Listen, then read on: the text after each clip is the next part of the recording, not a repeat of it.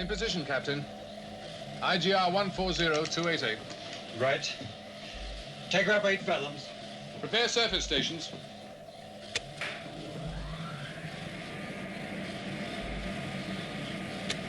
Blow tanks 1 through 6. Yes, sir.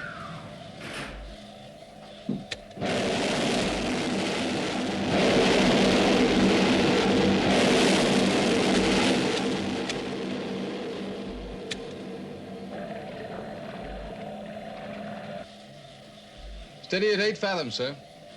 Right.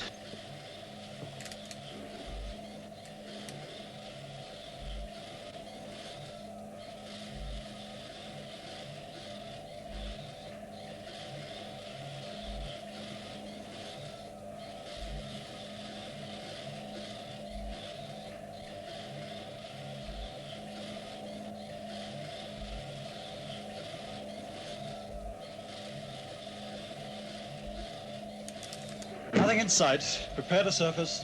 Surface stations.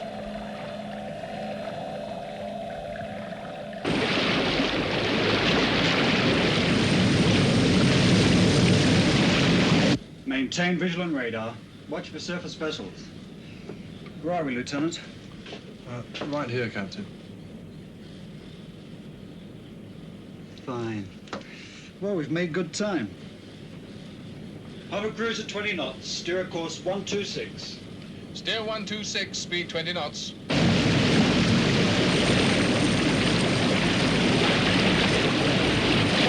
Tracking aerial set up, sir. Right.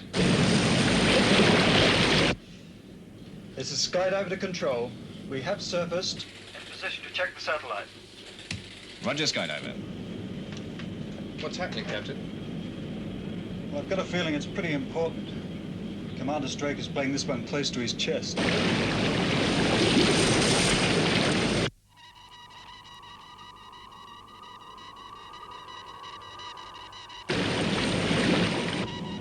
There's the signal. It looks good.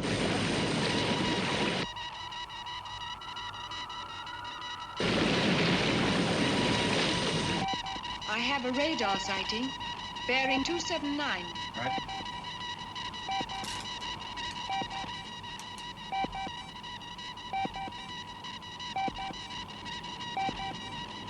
Looks like a freighter. Take it down. Yes, sir. Dive, dive, dive.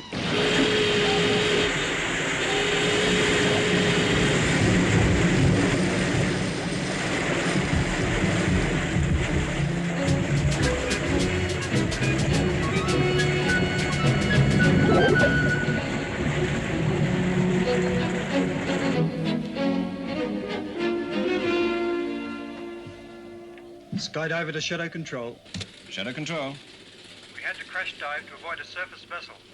What was it? A freighter, but I'm sure they didn't see us. Before we dived, we did manage to pick up the satellite. Its orbit looked good. Thank you, skydiver. I'll tell Commander Straker. How far is it now? Around 8 miles. Do you think it'll work? Well, I think so.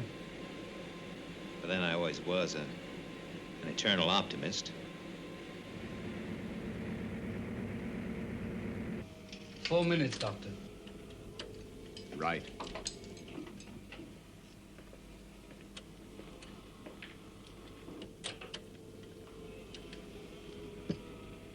Check area latitude. 10 seconds to transmission check, sir.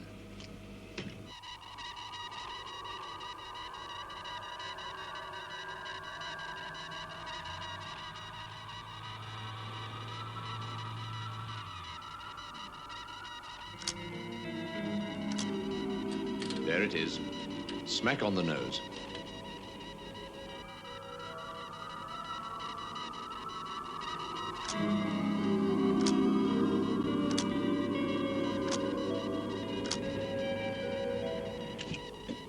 The first transmissions are coming through, sir. Signal strength 012147. What's the distortion? Minimal. Decimal 072. Fine. Keep tracking.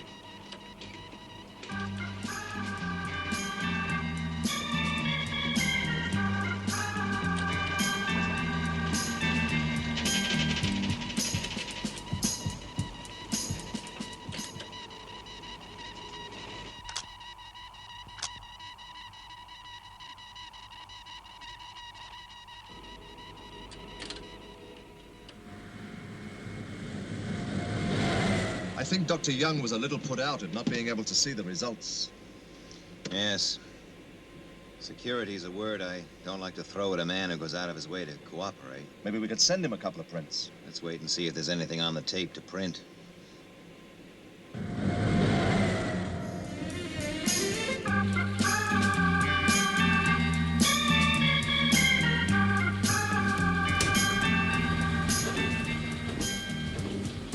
All set up, Ford? Yes, sir.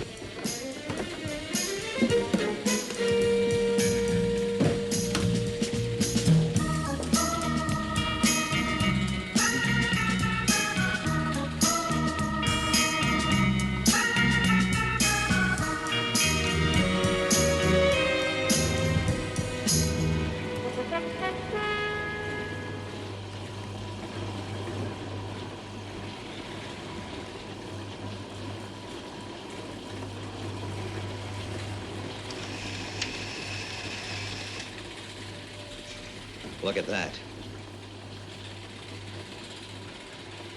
Look at that detail. That's taken from nearly 500 miles out. Fantastic quality.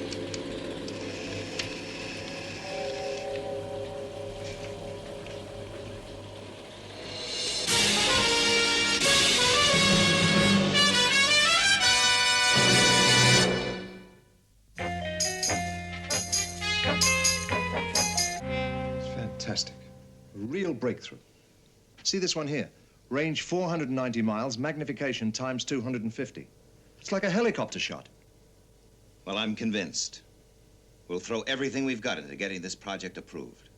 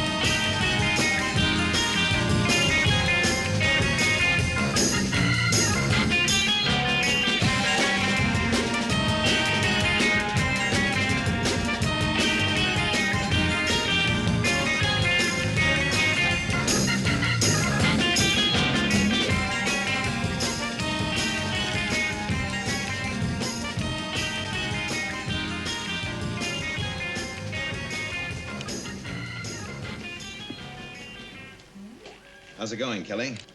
Pretty well, Commander. In fact, the test run was so successful, there are very few modifications needed. It's quite a setup. When can I tell the commission we'll be ready to go? 3-4 weeks. We just have to check out the link systems. Good. That's what I wanted to hear. Oh, Commander. Could I have a word with you? Do you mind, John? No, not at all.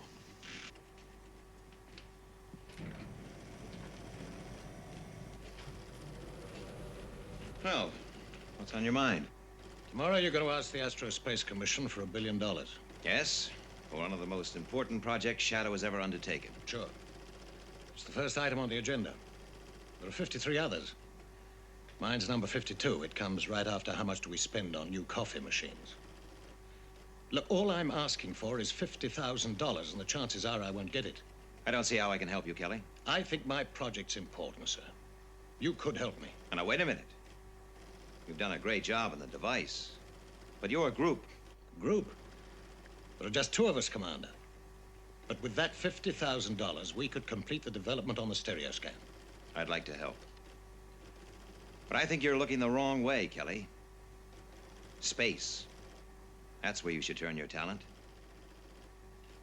Well, I hope you get your $1 billion. Oh, I'll get it. It's a space project.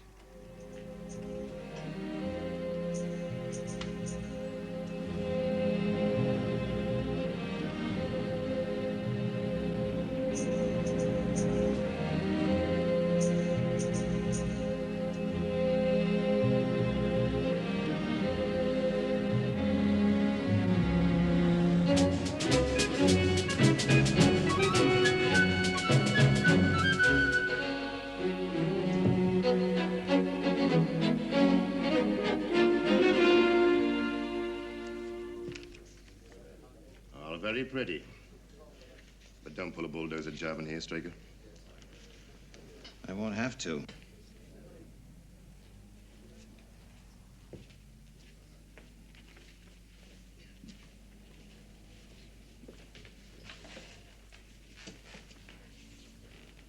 Nice to see you again. Gentlemen, the Financial Committee, the Aerospace Commission is in session. Now, you all know Commander Straker, and by the billion-dollar cost estimate beside it, you will have realized that the first project on the agenda is his. Thank you, General. Gentlemen, this drawing shows a standard B-142 space probe. Now, the project will use a modified version of this spacecraft. I'd like you to notice the domed structure here. Now, from this cross-section, you'll see that it incorporates a device which, in layman's terms, can best be described as an electronic telescope. The principle is very simple. It is a telescope which, instead of using light, operates with a stream of electrons. And it's capable of scanning with a magnification of up to times 2,500. Lieutenant Masters. These shots of the Earth were taken from an orbit between 450 and 500 miles out.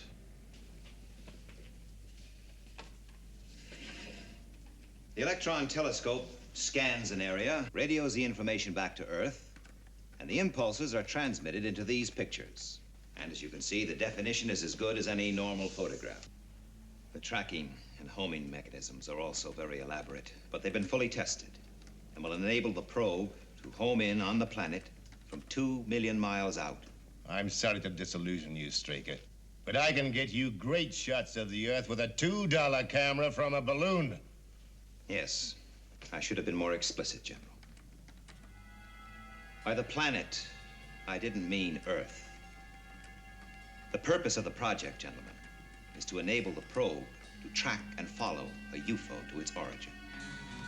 To home in and get high-definition close-ups of the alien planet.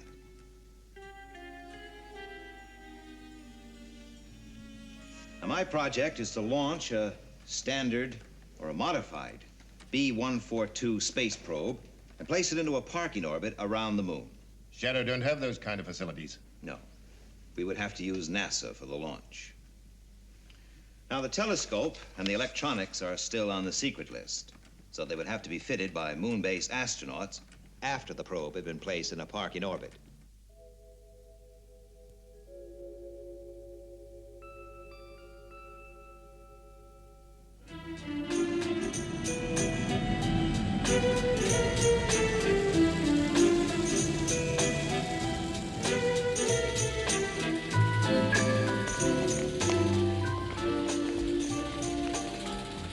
Well, find Foster and bring him into my office, will you, Alec?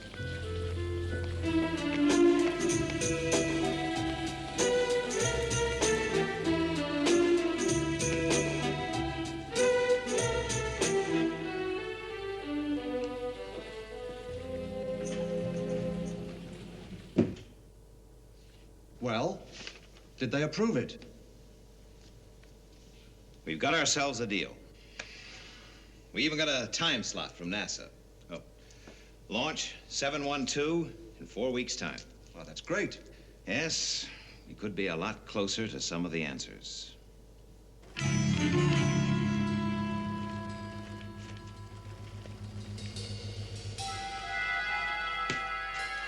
Well, there she is, ready to go. Yeah. You know, I've learned a lot in these last weeks.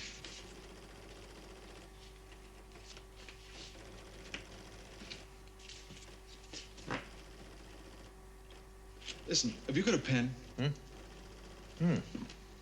I thought I'd just write out the check for 50,000. Well, that's all right. I can cash in some of the family jewels. Anyway, there's always next year or the year after. Well, she's all yours, Lieutenant. I hope we get you those shots. Yeah, I'll see you around.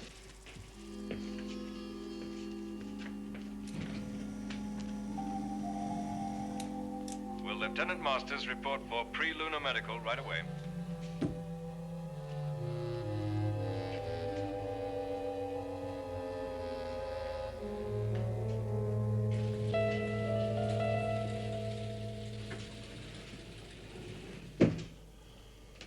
Long day?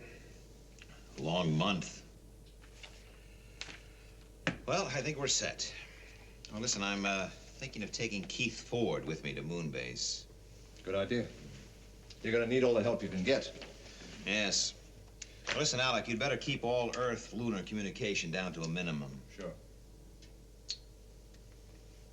What's the situation on the launch? The launch? Well, I think we can safely leave that with NASA.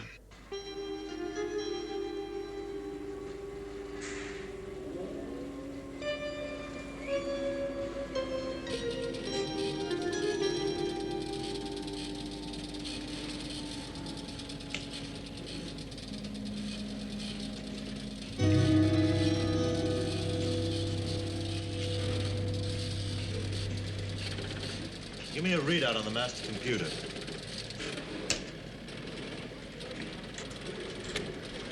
Electronic readout. A-OK. Countdown continues at T minus 4 hours, 32 minutes, 8 seconds.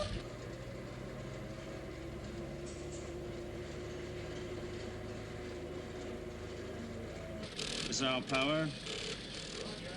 Go. Water system. Go. Fuel system. Go. Telemetry. Go. T minus 3 minutes. We have green on all readouts. T minus 60 seconds.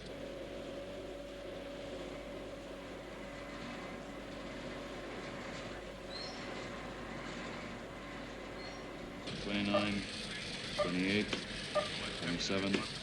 We have go for ignition at minus 20. 25, 24, 23, 22, 21. 18, 17. Main 16, stage ignition.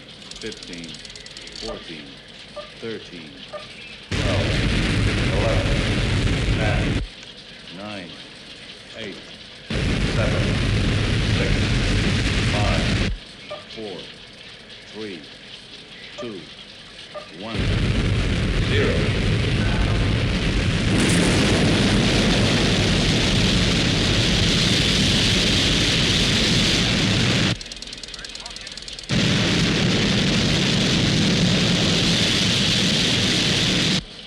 We have liftoff. T plus 55.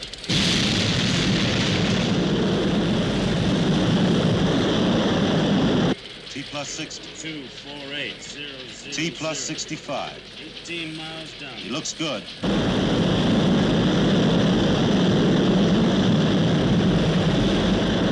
NASA reports the launch is successful, sir. Right.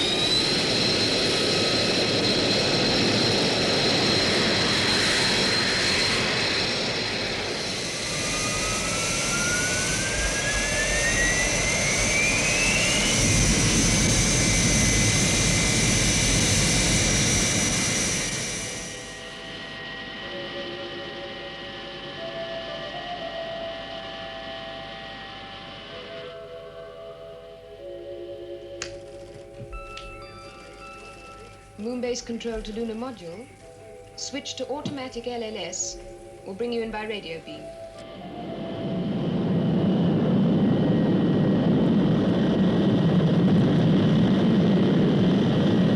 Touchdown, minus 20 seconds. Right.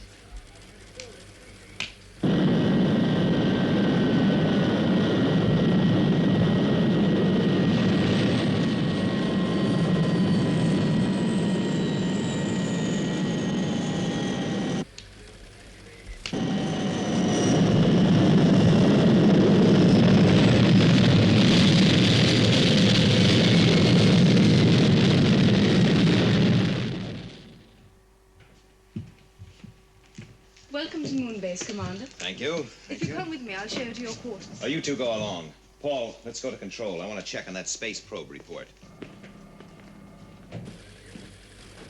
Hello, Commander. Lieutenant, Nina, Joan. How's the flight? Very smooth, thank you. How's everything here? Fine. Oh, Lieutenant, do you have the space probe report? Oh, good, good. Apogee 0.124 below requirement, but we can easily correct it. I've worked out a rough schedule for the astronauts. We understand the probe is to be modified in space. Well, this is great. Well, we'll have to go through it together, of course. I did say it was a rough schedule, sir. Excuse me, sir.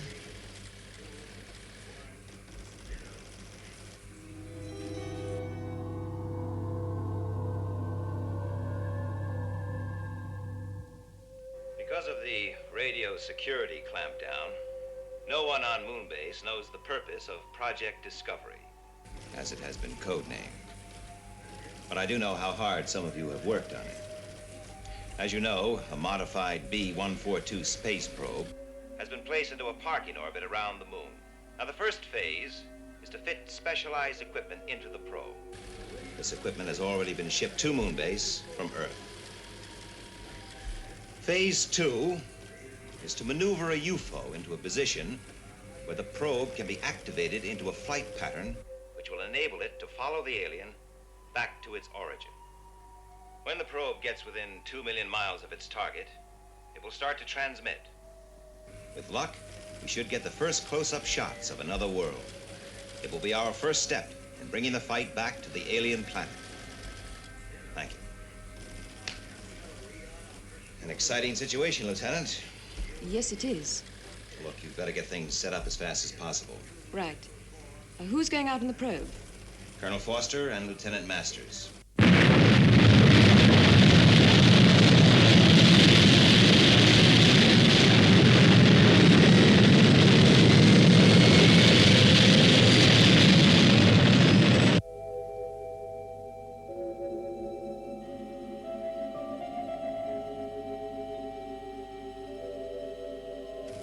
Moonbase control to lunar module. Your flight pattern is go for rendezvous. Right. Confirm 1.4.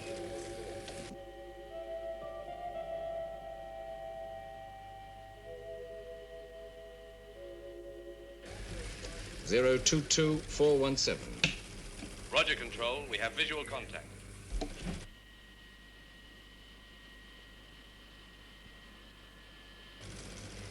We're in position. Onboard computer reads go for spacewalk. We have green on all systems. Moonbase control to lunar module. Confirm go for spacewalk.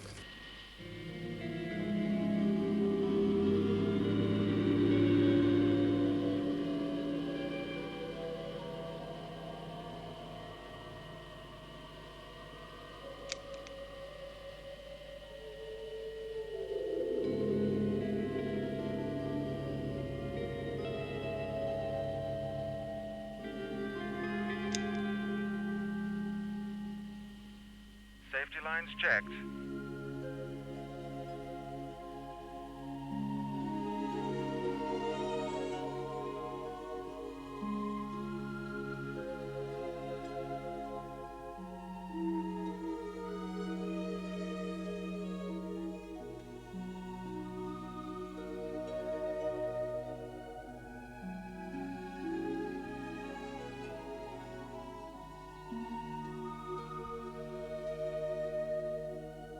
Send out the camera on my signal.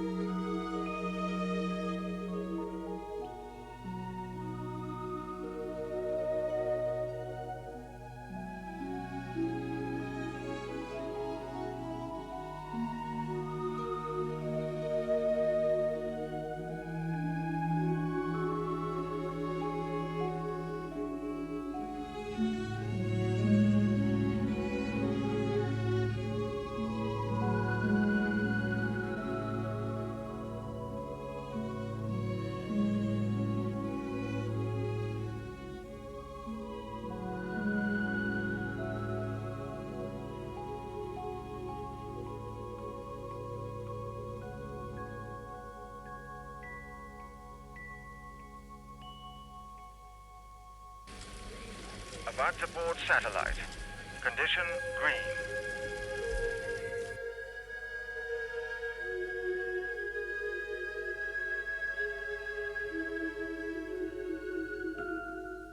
Stage 1 complete. Control to space team. Roger. Great work, Paul. Pass my congratulations on to your team.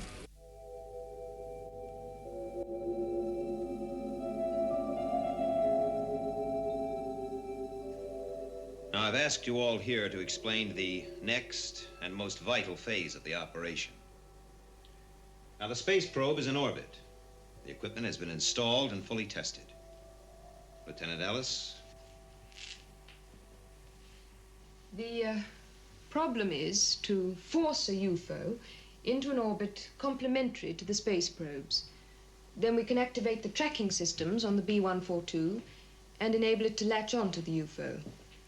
This will involve scheduling the interceptors very precisely. We've made a computer study of UFO approaches, and the general pattern is marked, as you can see. Now, Lieutenant Ellis has compiled an interceptor schedule, but a lot of the decisions will have to be made on the spot. Does that mean we have to play this one by ear? Right. Isn't that dangerous? It involves a certain risk, Colonel. A calculated risk, Lieutenant, based on a careful weighing of human factors as much as logic. Well, all we have to do now is wait for a UFO.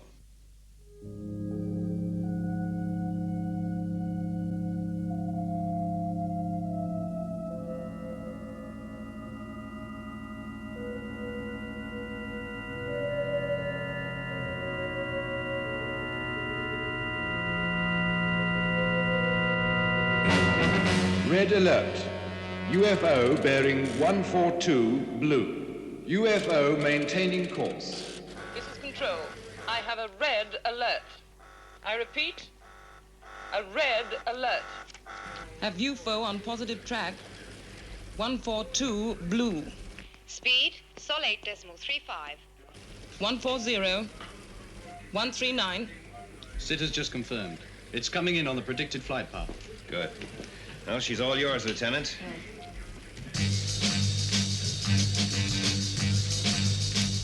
This is Control to interceptors. Immediate launch. Repeat. Immediate launch. Right, let's go.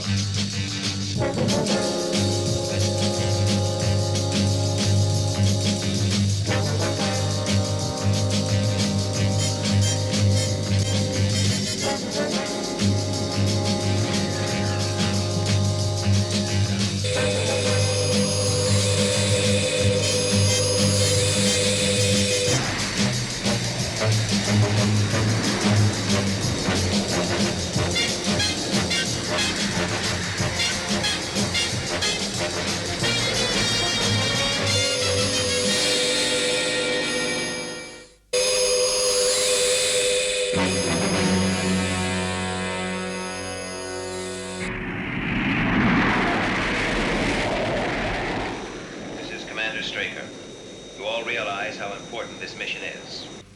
Your controller will be Lieutenant Ellis. Flight plans will be relayed by Lieutenant Ford. UFO maintaining course. Speed sol minus 8.35. UFO maintaining course and speed.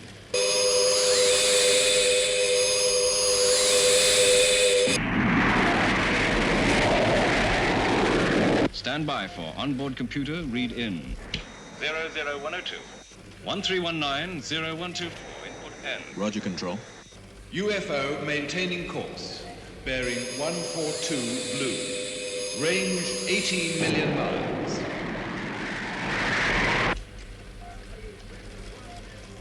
$17 million miles.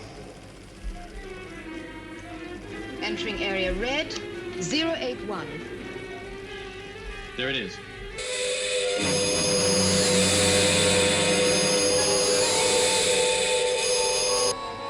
It's changing course. UFO entering area red, 084. Speed, sol 8.37. We'll have to readjust the schedule. Right. Compute for new flight plan. Right, sir.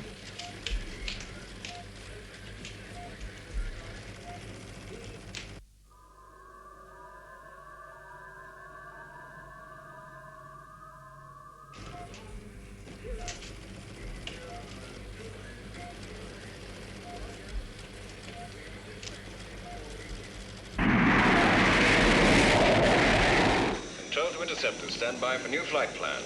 042. 148. 2148. Increase speed to Sol.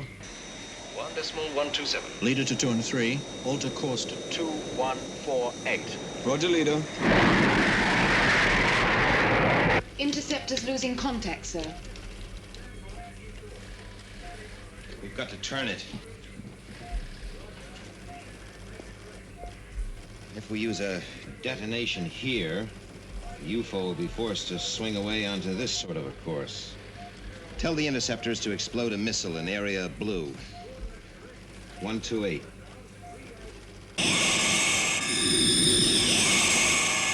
Control to interceptors. Break formation. We'll relay new flight plans.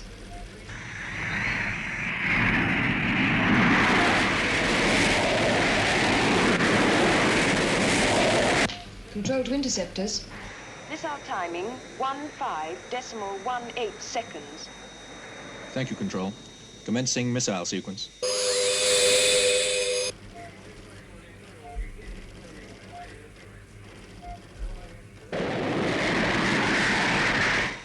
Firing -5.2 seconds.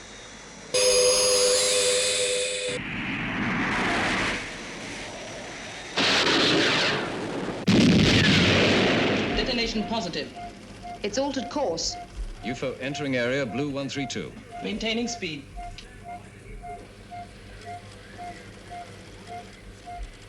Crossing into blue 133.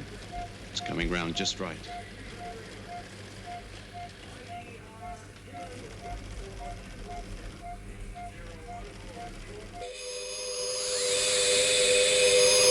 It's accelerating, sir. 0.38.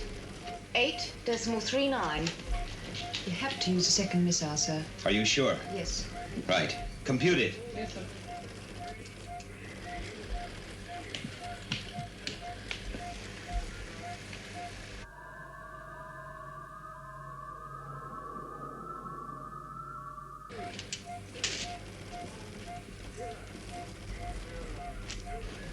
Well? I think a missile in area blue 27 should do it, Commander. Order the missile launch. Yes, sir. Missile timing. 104. 018. 826. Roger.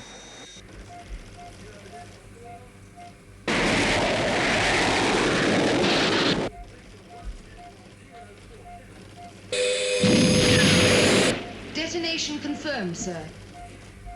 UFO veered to new course. 301.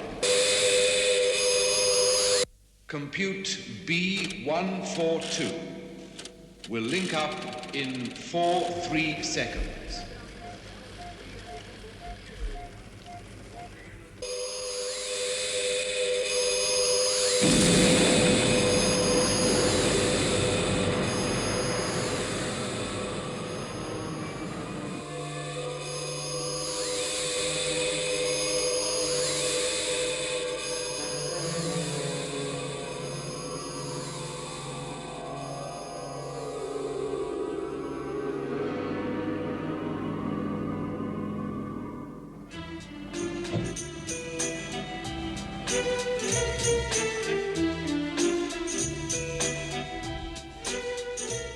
Lieutenant, Oh, Commander Straker. how do you feel? Fine, thanks. How about a cup of coffee? Yes, I'd like that.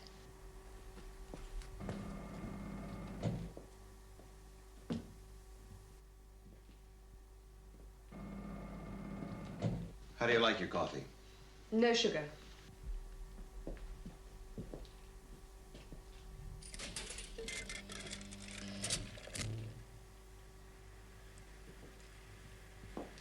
Here we are. Thanks. Well, here's to Project Discovery. Cheers.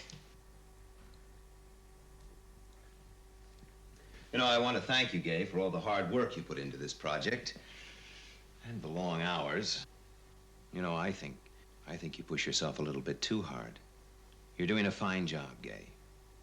A man's job, but you don't have to do it any better because you're a woman. And don't ever forget, you're a very attractive girl. Thanks for the coffee. And thank you.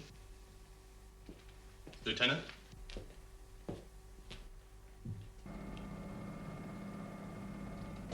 Colonel Foster, Sir. when do we leave? 1800 hours tomorrow, sir. Good. Let me give you a piece of advice, Paul. Don't ever judge a situation by the end of a conversation.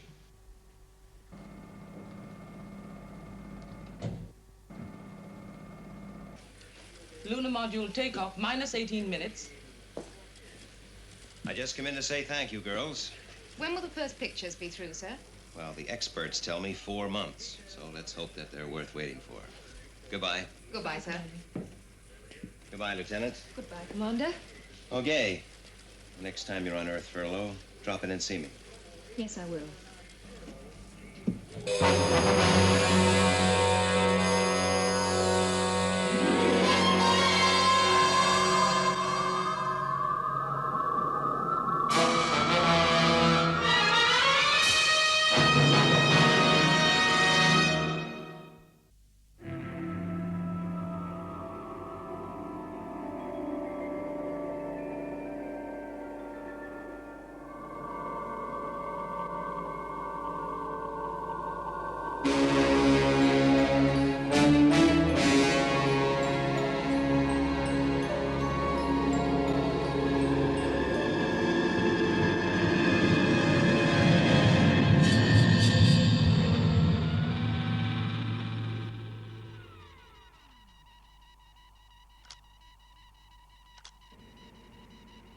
They're coming through now, sir.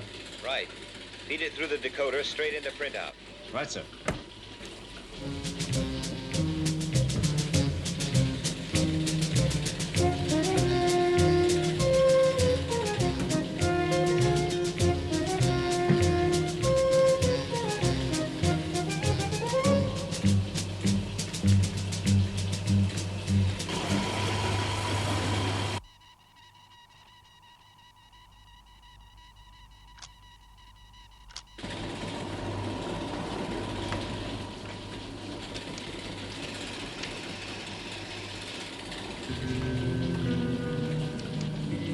Fantastic. Look at that.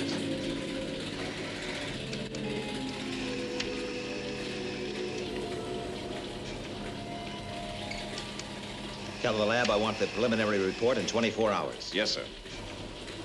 We've got the answers, Alec. We've got the answers.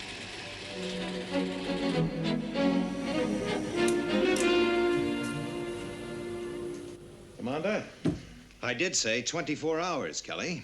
Yes, sir, but we haven't had time to type up a report. Then give it to me verbally. There was a fault in the device. A fault? Yes, sir. The range and magnification on each shot wasn't transmitted. Just what is that supposed to mean? That means, except for superfluous detail, these shots tell us very little. Look, what are you trying to sell me, Kelly? Well, look at that. Look at that detail. But it must tell you something. Yes, but was it taken from 500 or 100 miles? With a magnification of 1 or 1,000? Oh, come on. Look, if I take a picture of a girl from 3 feet or 100 yards, I can still see it's a girl. I want to show you something, Commander. Now, whatever the range, that's a shot of the alien planet. A close-up of the surface. Yes. And I'm no expert, but that must be some form of vegetation. Some form of vegetation, you think? You could be right. Well, why don't we take another look? Now, let's pull back. You'll notice the curvature of the horizon. Well, surely from that we can work out an approximation of the overall size. Let's pull back a little more. What is this, Kelly? Some sort of joke? You said earlier, Commander, you could recognize a girl from 3 feet or 100 yards. What about when the shot is from 30 inches, with a magnification varying from 0 to 10,000?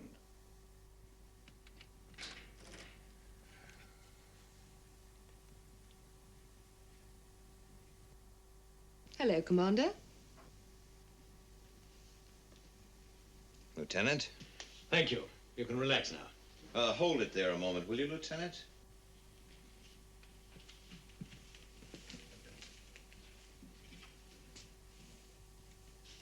Magnification 0 times 10, 100, 1,000.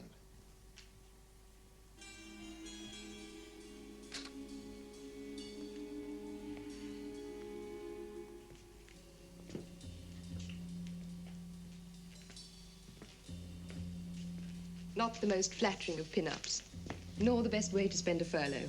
Thanks for all your help, Gay. Pleasure. Goodbye, Commander. Lieutenant?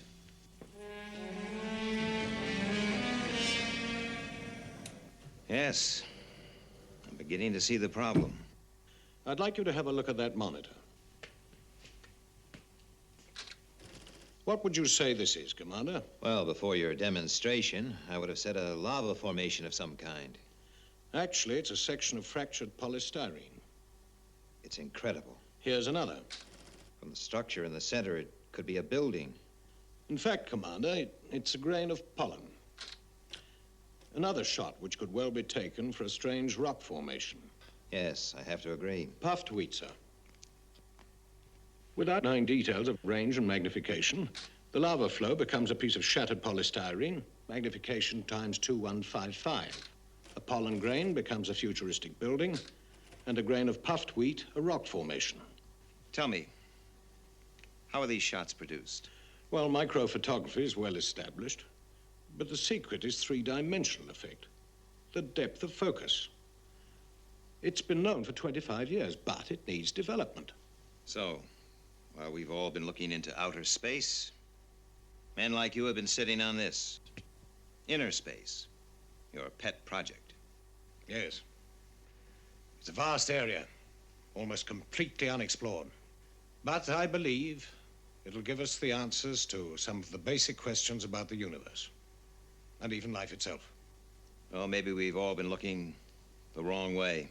You know, when you really think about it, everything in this office, every object, even a speck of dust contains billions of particles.